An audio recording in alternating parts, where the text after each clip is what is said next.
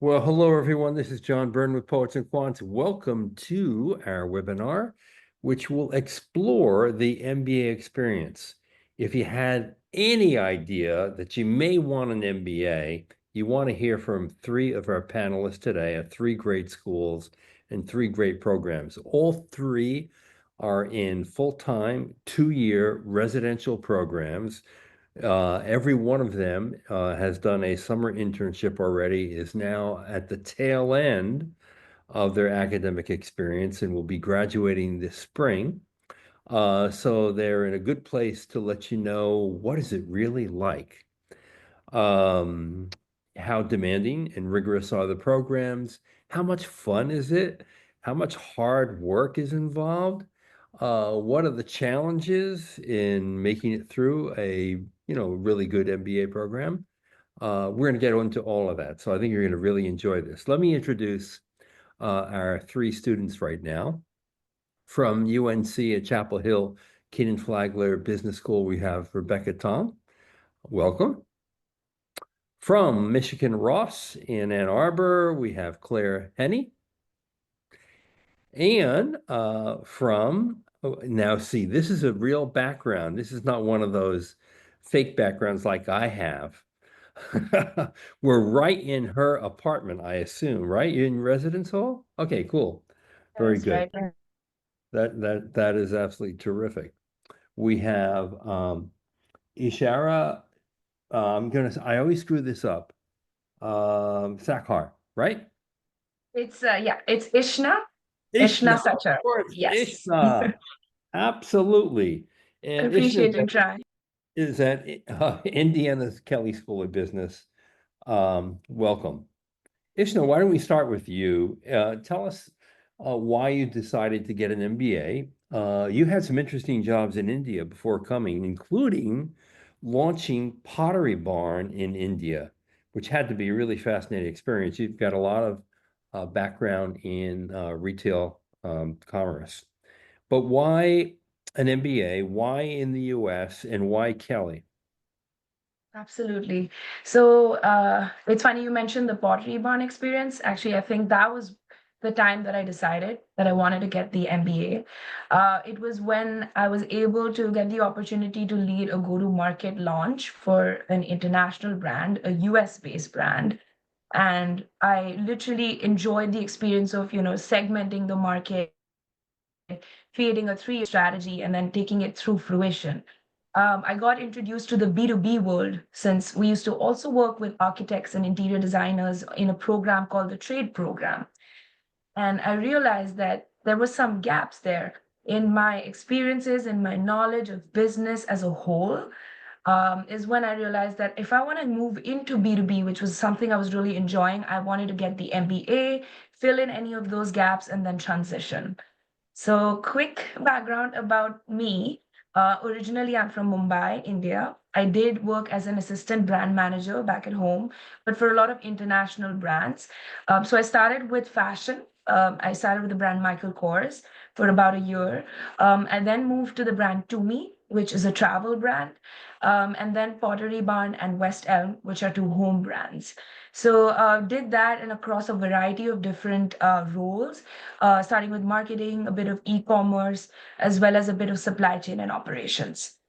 I also worked with a lot of key stakeholders in the US and China during my time. So I realized, culturally, I felt very connected to the US. And I felt like, all my global offices were there, a lot of my colleagues were there, that it would be a good extension to where I want to go. So why MBA? Like I said, at that point, I decided I wanted to fill in any gaps in my knowledge. Tumi's founder is actually a graduate from the Kelley School of Business. So I found that connect. I spoke to a couple of people. I got really excited by the idea of going to IU, which is one of the best schools in the US for its undergrad and grad programs. And whenever I spoke to anyone, I felt this common like thread of community. And I think that was very critical for me, feeling connected, feeling like I already belong somewhere. So that would be my reason one. My reason too was the size of the alumni network. So we have about 135,000 living Kelley alums across all the programs, which meant that any company I wanted to get into and tap into, I felt like I had that exposure and a direct connect. And then the third thing I would say is Bloomington, because it's a small town, it's a quintessential American college town experience that I wanted for myself. Very affordable, but still packed with culture and packed with things to do. So those are some of my reasons to choose Kelley for the MBA. All great I hope that reasons. wasn't too long-winded. Oh, not at all. All great reasons. And in fact, all three of you are in quintessential college towns. Ann Arbor, Chapel Hill, Bloomington are three of the best college towns in America by far. Claire, what brought you to Michigan? Yeah, a few reasons why I decided to pursue an MBA. I was working in engineering program management at the time, and realized that my whole career had really been executing strategy. And I was really excited to get on the front end of that, of like determining that strategy as a role. So I thought the MBA would help me kind of move in that direction, continue to accelerate my career. I studied engineering in undergrad, so I also just really wanted to round out kind of my business fundamental knowledge that maybe my engineering education lacked a little bit. I Teaching chose, at Notre Dame, right? yes, Notre Dame chemical engineer. Mhm. I chose Ross, similar for actually surprisingly similar reasons as Ishna there. The alumni network quality, I think a lot of students really talk about it, but my hit rate is extremely high reaching out to Michigan alumni, not only Ross alumni. The Go Blue really goes far when you're signing a cold LinkedIn outreach email or whatever it might be. Um, Second, I chose Ross kind of for the geographic location and the name brand of Ross in kind of my target post-school geography. I want to be in the Midwest, and I knew Ross carried a lot of weight kind of in this region, but it does carry a lot of weight all around the world too. Um, I also really cared about school culture. I was really looking for a collaborative school. I've found my peers to all be extremely smart, extremely hardworking, yet extremely humble. Um, and that's been something I've really loved about Ross. I also was really looking for a school that had a great partner experience. I moved my spouse here to Ann Arbor. And so that was something important to me and us. Um, and then lastly, an ROI, right? Business school is a business decision for our own personal finances. Very So good.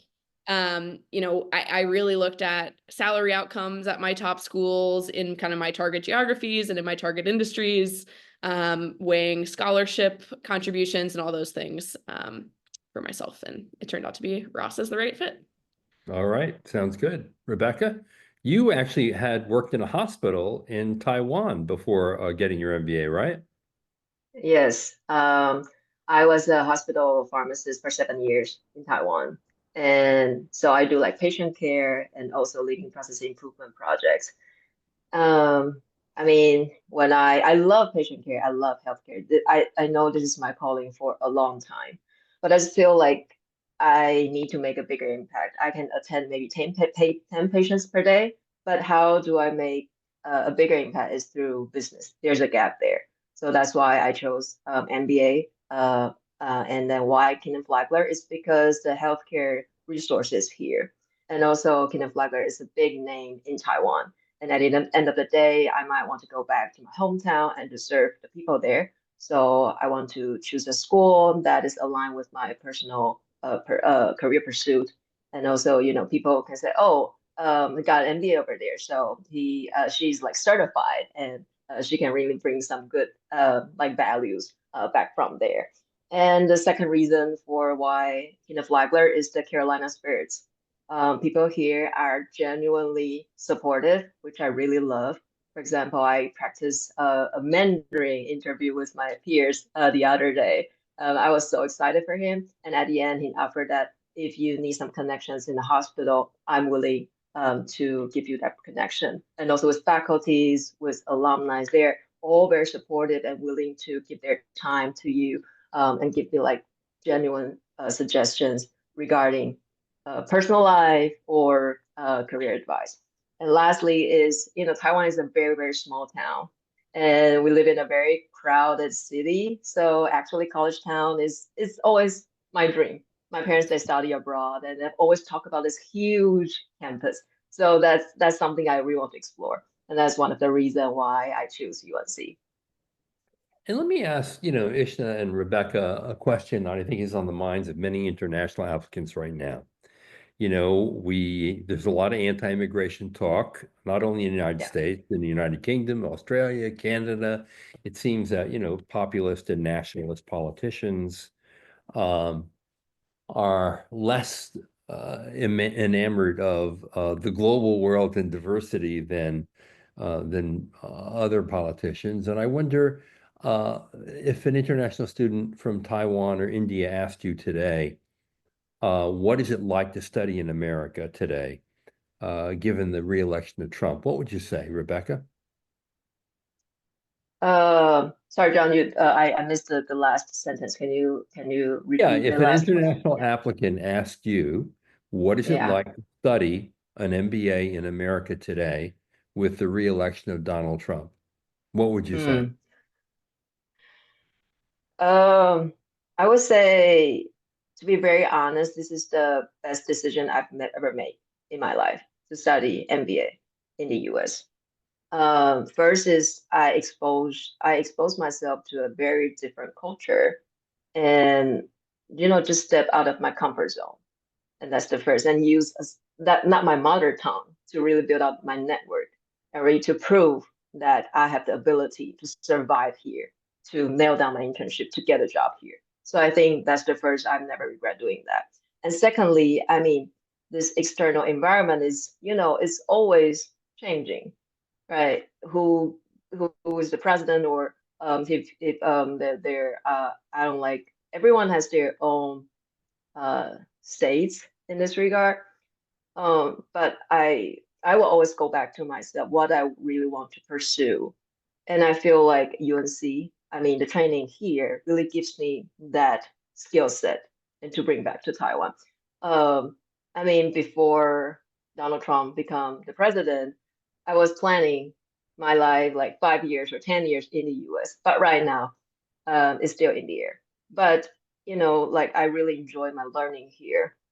So I would still encourage my peers from Taiwan that if you want to pick up the business knowledge and to maybe try to do business in the US and to immerse yourself in a very international experience, I would highly recommend to study MBA in the US, especially UNC, because this is my school, and I love it. Great. Ishna, how about you? What's your take on this question? Yeah.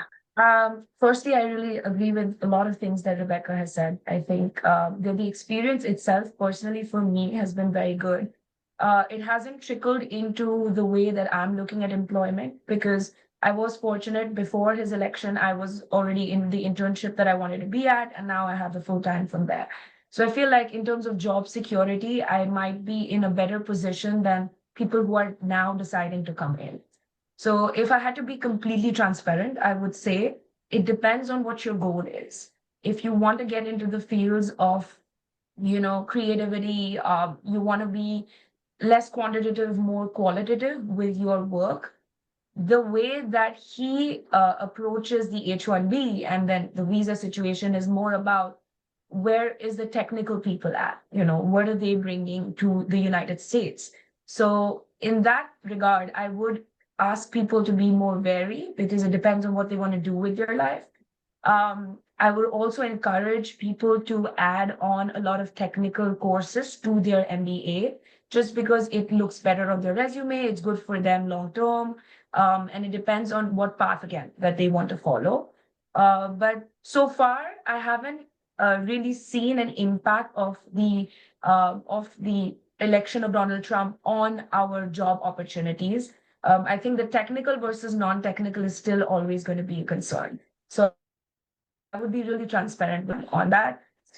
One more thing. Usually the year of his election, at least the last time that it happened, when the H-1B applications, which is the student to employment applications, were filed out, the rejection rate went up by more than double.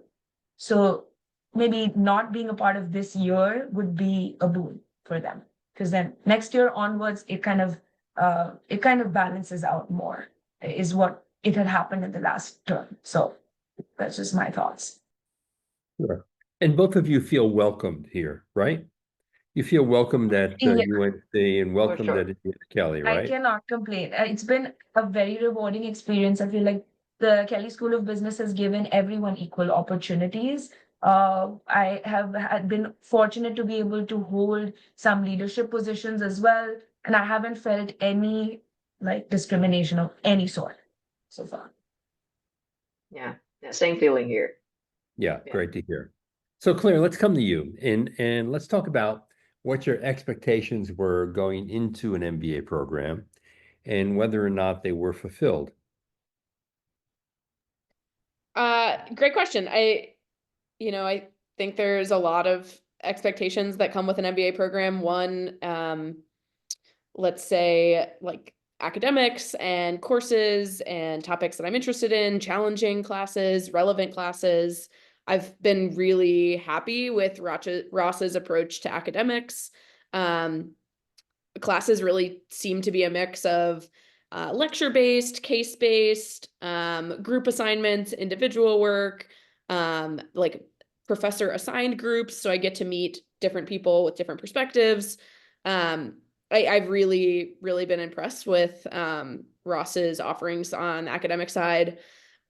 Second, the alumni network at Ross, like I said, I've been extremely, extremely impressed with opportunities to engage with alumni, how I've been impressed with how engaged alumni are and excited when we as students reach out to them, whether it be just an individual connection or for a club or for a consulting project. One of the Ross hallmark experiences are MAP consulting projects that we do as a class. So really got to engage over 50 alumni, and they gave their time in our interviews of market research. So that was fantastic. I actually ended up landing my internship through an alumni connection that I'd made. So overwhelmingly really excited about Ross's alumni. And then just the student experience, right? All of the ways to meet people on campus, have fun.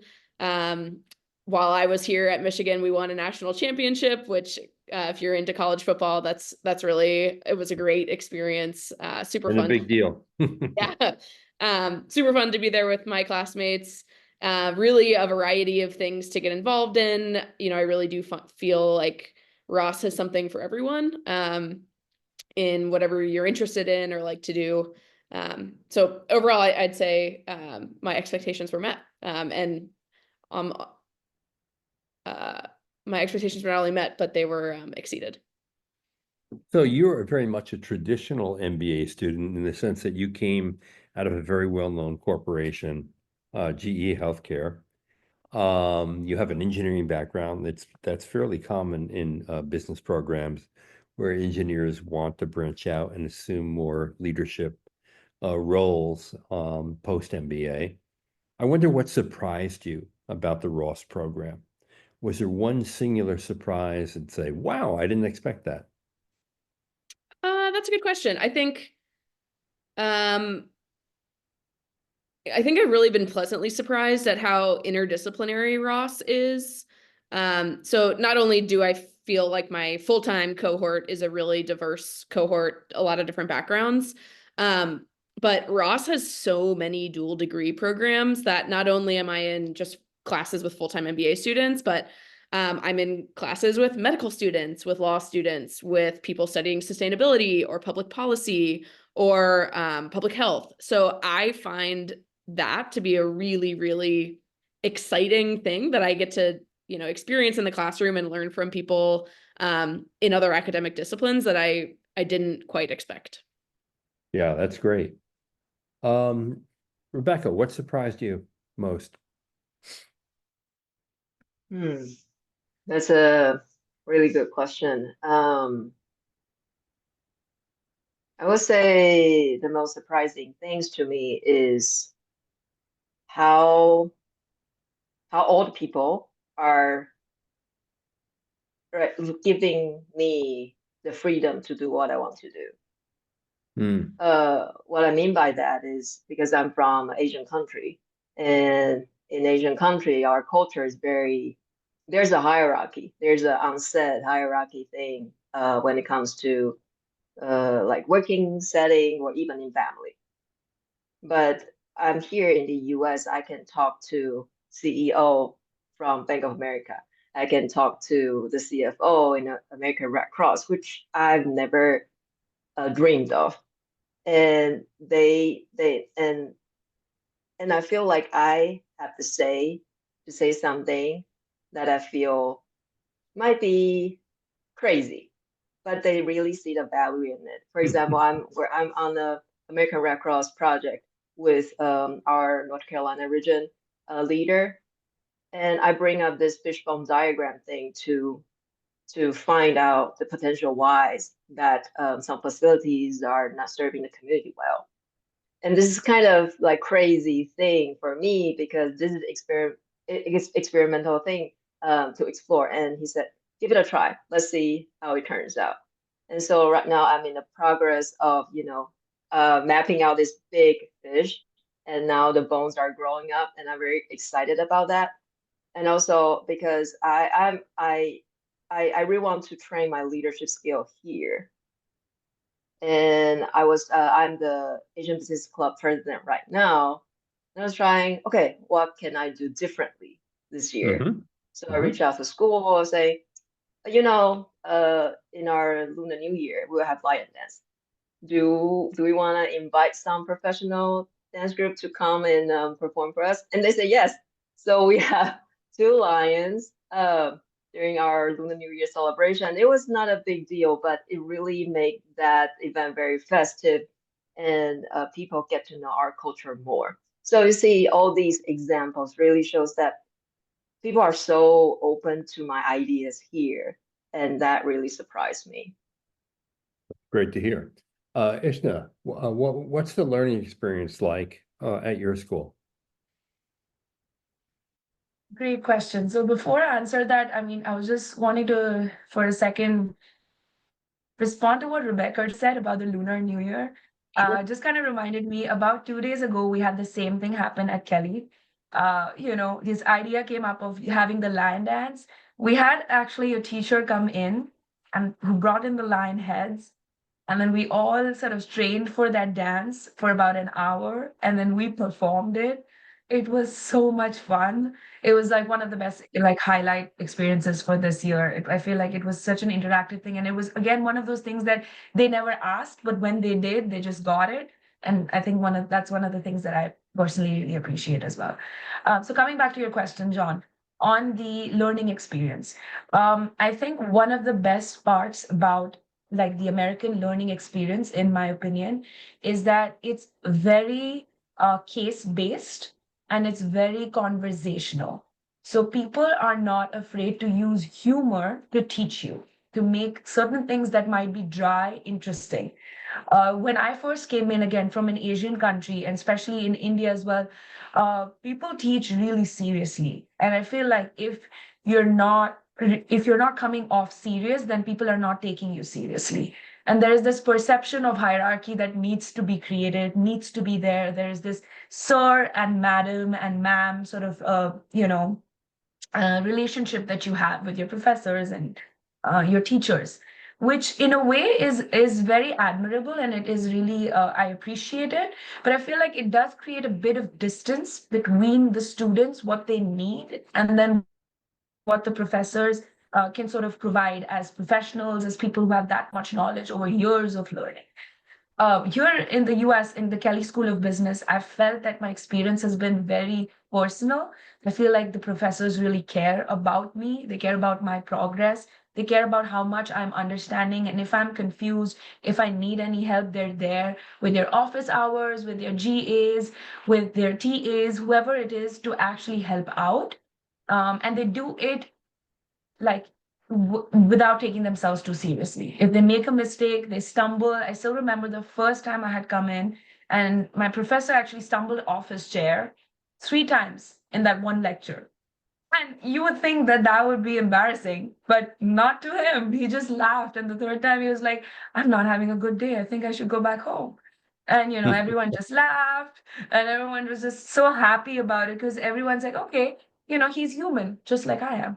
So I would say that's like a great experience. I did want to also talk a little bit about the academies as a concept. So if you guys are not familiar, I'd love to quickly share.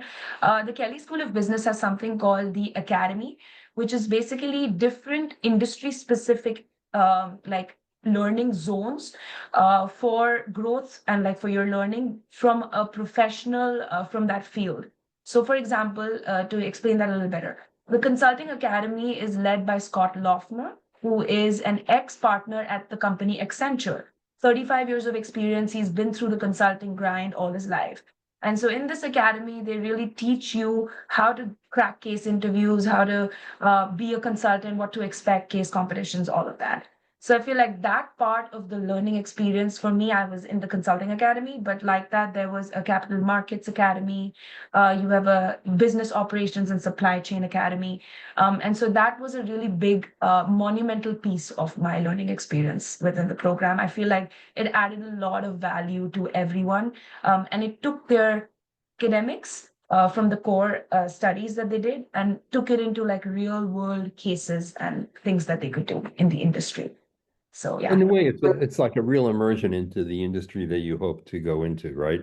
You have outside Absolutely. Yeah. speakers, you have experiential learning, your internship opportunities are funneled through the academy as well. So you hook up with a company that you would either likely employ you later on, or in fact would give you an experience in that industry that you can talk about with other potential employers down the road. Yeah, that's Absolutely. You get introduced to a lot of alumni as well. So that. right.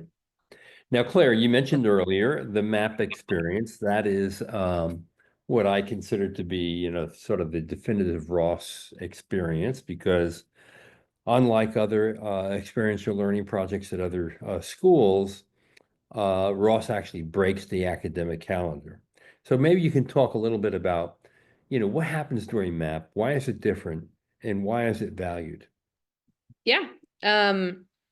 So Ross is on a quarter system, and in the last quarter, fourth quarter of our first year, everyone is required to do a MAP project. It's for class credit. There are courses, or everyone kind of bids for their top projects that they're interested in.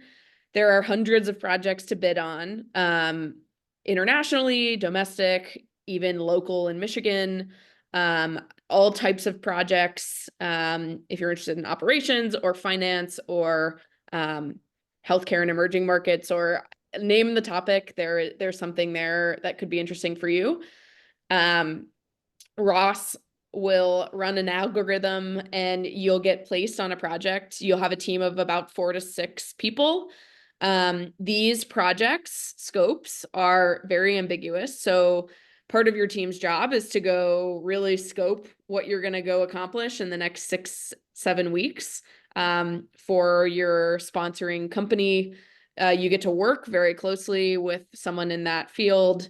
It's also not only a great experience to kind of apply some of the technical skills we've been building in business school, but it's a huge kind of leadership opportunity, team building opportunity of how you're going to be thrown into a team and then, storm, grow as individuals on your team and deliver a product that you're really proud of. So my project last spring was working for a startup that has a product that can outfit an electrical light post lamp with an EV charger.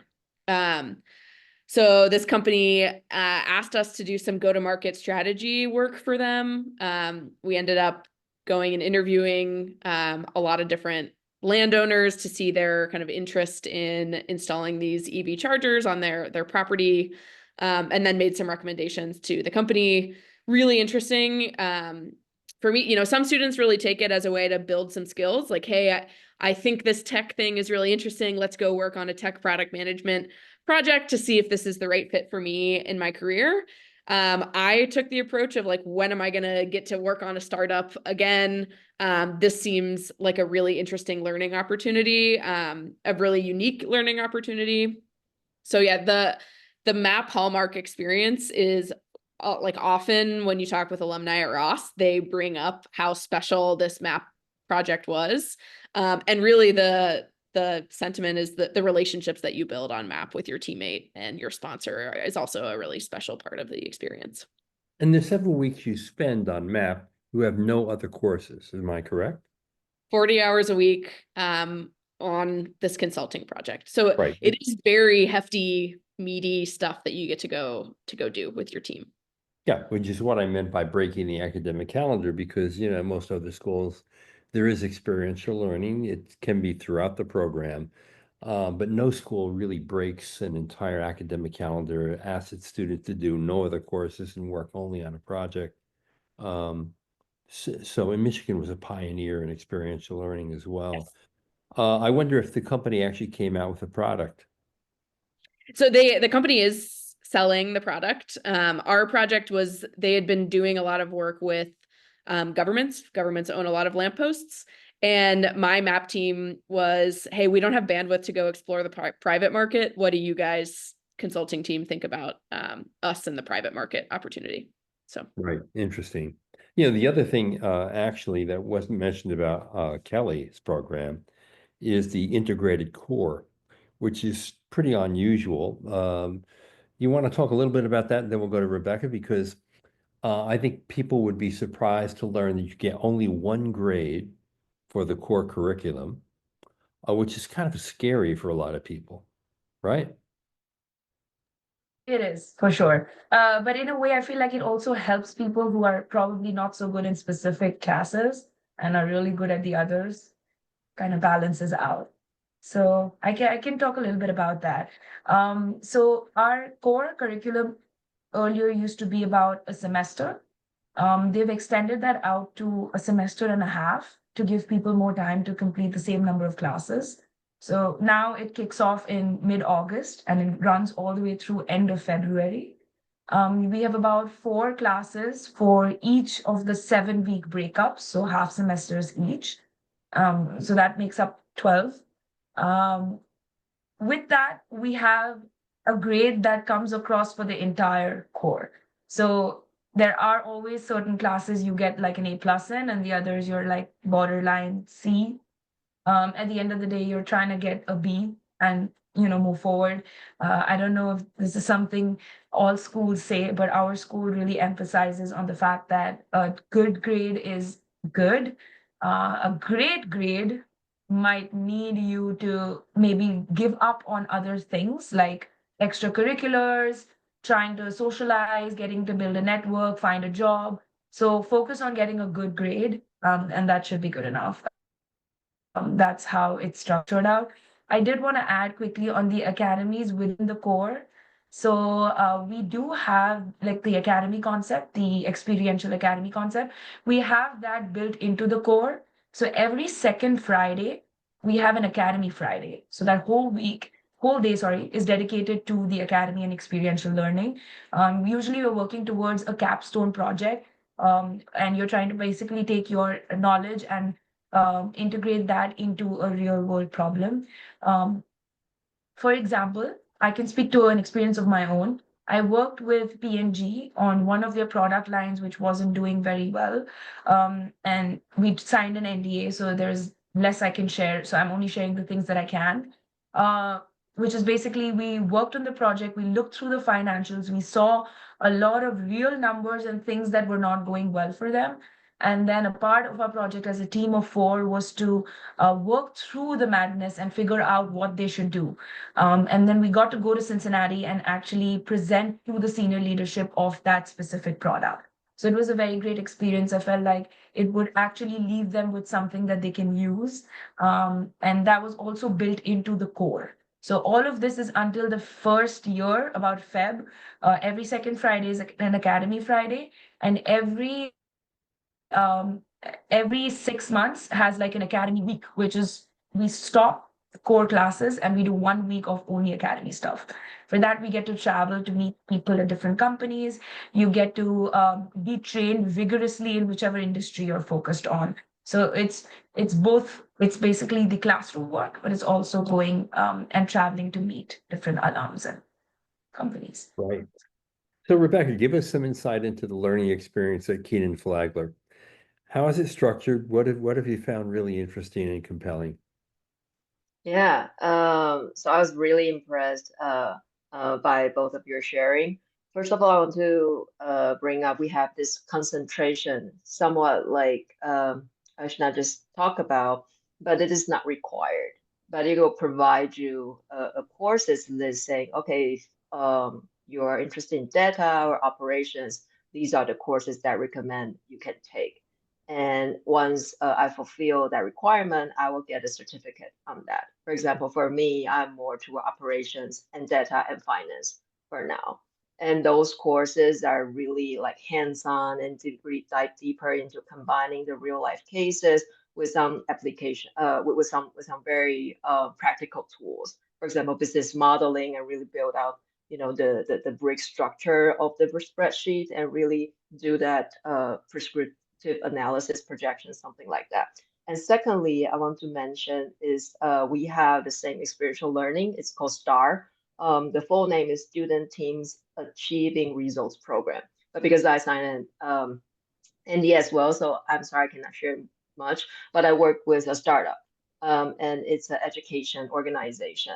And basically, we help them do the marketing and help them increase the student enrollment each year, which was a really cool experience because I've never worked with a startup company, and I've spent like 20 plus years in the healthcare field, so this is very new to me. And thirdly, I want to highly recommend is our global immersion program. So actually, I'm going to South Africa in March, and the theme for this is called, I think it's general management. And last year I was in Peru, and so it was a 10-day trip.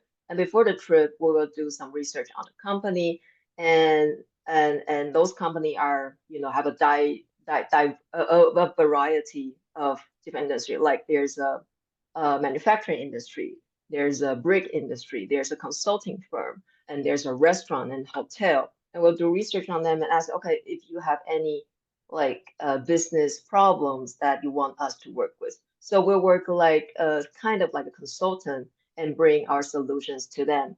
And besides learning, we also explore Peru, like Machu Picchu, and also go to a restaurant and do the city tour. So it was really a highlight in my MBA program. I'm looking forward to the coming trip to South Africa. That sounds like fun. It's so much fun. Definitely recommend it. Yeah. And a great way to bond more deeply with your classmates as well, I'm sure. Exactly, Now, exactly. now obviously, an important part of a good MBA program are all the co-curricular things that are available to you. And Claire, I know that you had co-led the Women in Leadership Conference at Michigan, and you're co-president of the Michigan Businesswomen. Tell us a little bit about the co-curricular side of the MBA program.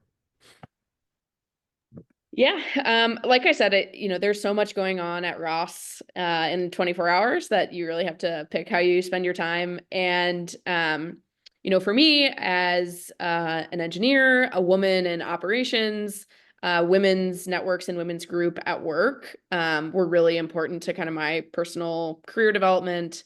And so that's a space where I've always wanted to contribute and give back positively. So I was called to Michigan Businesswomen, joining the community. It's a really great place to meet people with similar values and interests to you, but who are otherwise very different. In my first year, the first year Ross MBA experience can really be centered around your section socially. You're taking all the same core classes with the same 70 people. So a lot of these co-curricular activities are great opportunities to meet people kind of outside of your typical class schedule. Michigan Businesswomen in particular really tries to support our members in every aspect of their life at Ross. So whether it be kind of our annual flagship Women in Leadership Conference that has, corporate sponsors, is kind of has a recruiting lens, so to speak, and professional development side. We also have just community bonding in March. I'm really looking forward to getting off campus for a weekend in Northern Michigan and going on a retreat with another 40 other women. We do a lot of like education, but education maybe outside of what we think of the lens of education in the MBA context. So last year, Michigan Businesswomen won the best educational event at Ross on fertility awareness and that sort of stuff. We have a prenup 101 session coming up in March as well. Really trying to give women, access to resources and information that they maybe wouldn't have already had. So Michigan Businesswomen is one example. There are so many groups, not only for kind of affinity networks, whether you're from South Asia or Latin America, whether you're a veteran, there's a huge veterans presence on Ross's campus as well.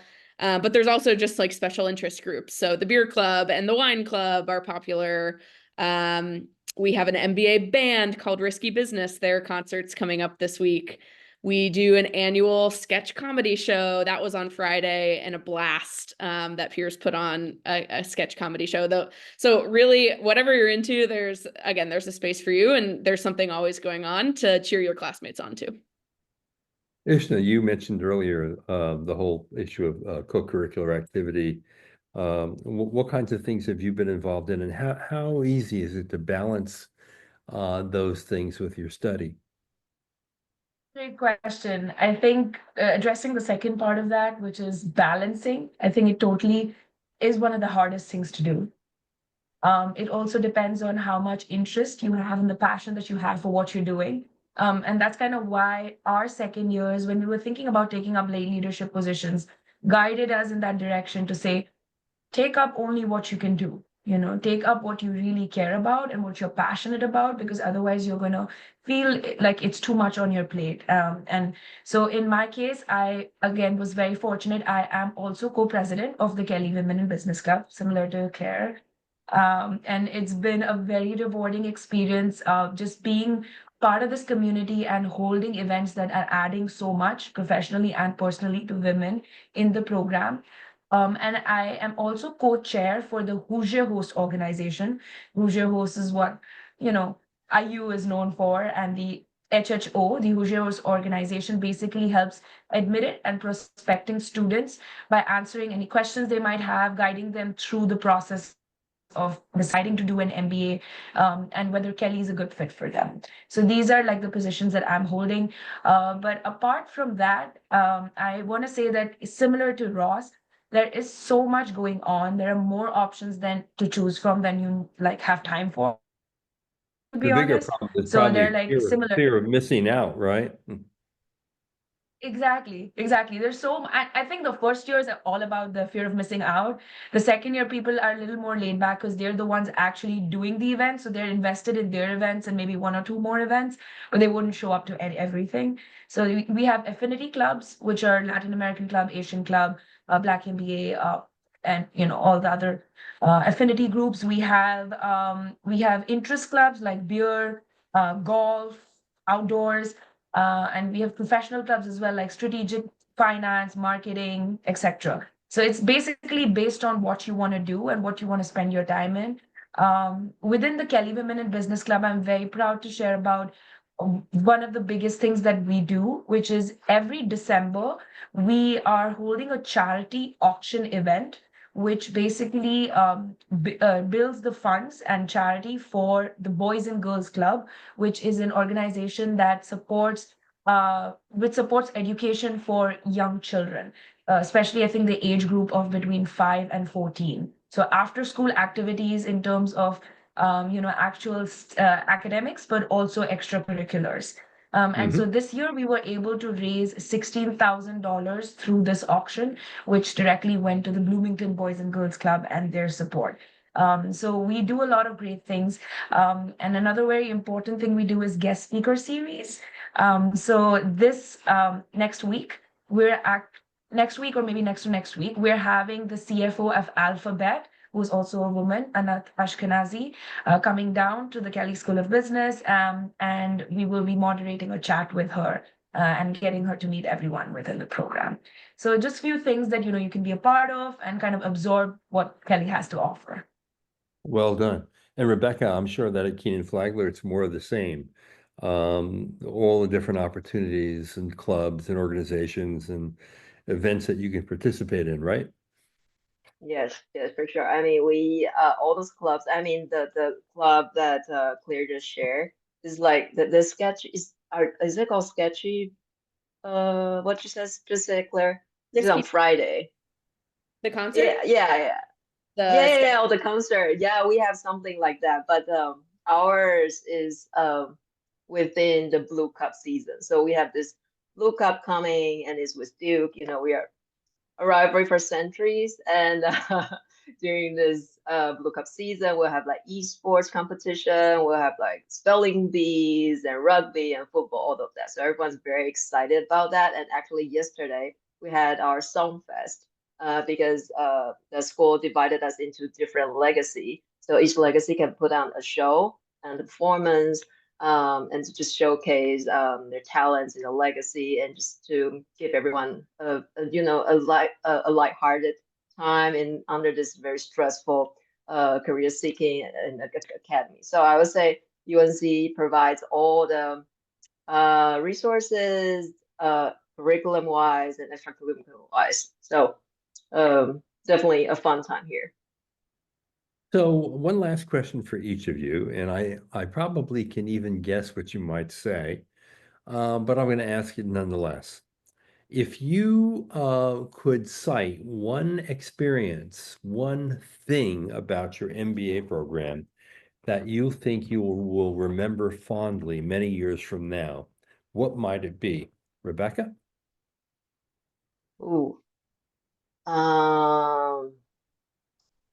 What would that be? Okay, this is during my first year. I was recruiting for consulting, and I think I just got here like 3 months. And the It second happens year fast. said, yeah, really. It's like Oh a yeah, I'm shot. graduating in exactly. So I attended the Deloitte case competition. It was my first time as an international student to, group with domestic students and to do a competition. Why this has been a remarkable memory to me. First is it's really international student, it really international experience. I had to use English to convey my thoughts, and this teamwork style is so different from what I used to. That's the first. And second is I really step out my comfort zone to present on the stage and to show them, okay, this is the financial projection, although it's not true, but I have to fake it until I believe it and make it. So that's the second. And the third is I just made so many good friends during this competition that I've never thought of. So there are 4 girls, and we are both from like different countries, from India, from America, and we hang out after that, and we just become lifelong friends. So I would say this is a very vivid memory that I can think of right now, and I will remember that for my lifetime. Yeah, I love that. Now, Claire, I'm imagining it's the map experience for you. Am I wrong? Actually, I'm going to throw a different experiential All learning right. experience out there. So Ross, attached to Ross is another office called the Sanger Leadership Center. And they offer free programming for students, different programs throughout the year to develop your leadership skills. I've opted in to participate in every single one of their offerings. And then, at the end, at graduation, I'll get an endorsement from them that I've kind of done these leadership opportunities. But it's been a wide variety, meeting people all across campus, not just at Ross, learning how to effectively tell stories, really thinking deeply about my values and my purpose, and my life's purpose statement, getting to go experience a crisis in a simulated C-suite and present our plan of action to our board of directors, who are real CEOs in the world today. So really incredible experiences, getting to learn from my peers, getting to really practice some of the leadership skills that I came here to develop, and getting to build a community of people who care about leadership like I care about leadership. So that I'll throw that one out there as an experiential. Yeah, and that's a good example of the accelerated learning that occurs at an MBA program. You're practicing things that probably in the real corporate world, it would take you 10 or more years to get those full experiences. You're doing them collapsed in 2 years with like-minded, ambitious, smart people who become your lifelong friends, which is really special. Okay, Ishna, your most memorable experience to date, what are you going to take away with you? And maybe 10 years from now, when you're a big success, you're CEO of a company, you're making big money, you're driving fancy cars, you have your own private jet. What are you going to be thinking about? I love what you just said. I wish all of those things are true. Uh, I want to talk about like first I want to talk about something fun, which is the tailgate. I Oh, had no okay. idea what a tailgate was before I came to the US. And the first tailgate I go to is an IU tailgate. So you can imagine how big that was with like football season. And I just feel like it was the best experience ever. I just didn't get the concept of like opening up your car back and just like listening to music and eating and drinking, but it was just the most fun thing. So I feel like that was, especially the first one was it was like eye-opening. I was like, wow, this is a different world. And culturally I felt most connected with Americans at that point. And I felt like I got to really see what they're all about. So that would be one of the fun memories. And another one is similar to Rebecca, when you mentioned about like your case competition and working with a different group of people. So this was my first ever competition, and this was in September. So we just started off in August end. So it wasn't enough time into the program, right? And I was just like very excited, enthusiastic, wanting to get in and start, I don't know, winning some money, winning something for Kelley, all like starry-eyed and thinking it's going to be all good. So I did take part in the competition. It's called National Human Capital Case Competition, where we were basically working with a digital product for human capital to track productivity, to track progress of human capital across different companies. And I was working with two second years and two first years. So we were a team of five, and just kind of seeing how far along the second years had gotten because they've had so much more experience, seeing how they're delivering their ideas. And then when we actually went to Nashville, this was in Vanderbilt School. So we went to Nashville, Tennessee. It was 2 days of so much fun outside of the school, and then so much hard work in the school.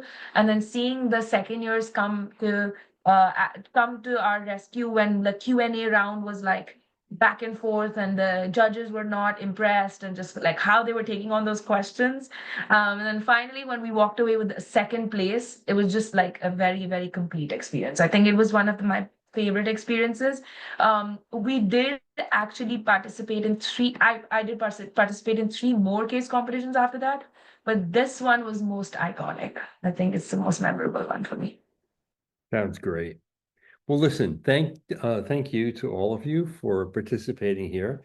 And I hope all of you out there got to know a little bit about what the MBA experience in the US might be like. Thank you, Rebecca from UNC Kenan-Flagler Business School, Claire from Michigan Ross, and Ishna from Indiana Kelley. I want to just make one observation here. It was mentioned earlier about the collaborative cultures of one or two of the schools. I've got to tell you that what we have here are three public university business schools with relatively intimate programs. These are not MBA factories. Michigan Ross has fewer than 400 in an incoming cohort. UNC has something like under 300, and Indiana Kelley is a little over 100. So these are programs where you get to know everyone really well. They're highly collaborative. They're not cutthroat competitive. And if you want throw competitive, you want to look at an urban school. I'm not going to mention them, but I know who they are, and you should know too if you watch Poets and Quants. But these are three places where there's a great sense of community. And I think that really came out in their conversation. So thank you to all of you, and good luck. You're only a few months away from graduation. Soon you'll be wearing a cap and gown and walking across the stage and picking up your MBA diploma. I hope that when you do it with mixed feelings, wishing you could have maybe a little more time on campus, but knowing that you're off to a great start. Thank you.